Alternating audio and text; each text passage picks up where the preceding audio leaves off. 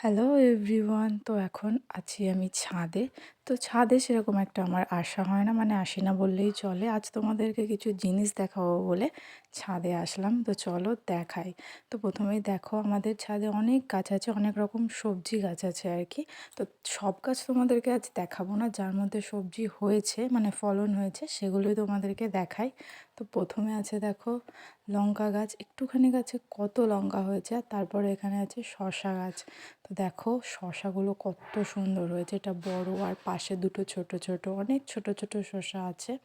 তো তারপরে দেখো এই শসাটা কত সুন্দর। তো এরকম গাছে কোনো জিনিস দেখতে আমার কিন্তু ভীষণ ভালো লাগে। তোমাদের কাদের কাদের ভালো লাগে কমেন্টে কিন্তু জানিও, আমার কিন্তু খুবই ভালো লাগে। আর তারপরে এখানে আমি অনেক শসা কোথায় গিয়েছে দেখতে পাচ্ছিলাম না বলে এখানে আমার শাশুড়ি দেখিয়ে দিচ্ছিল আমাকে।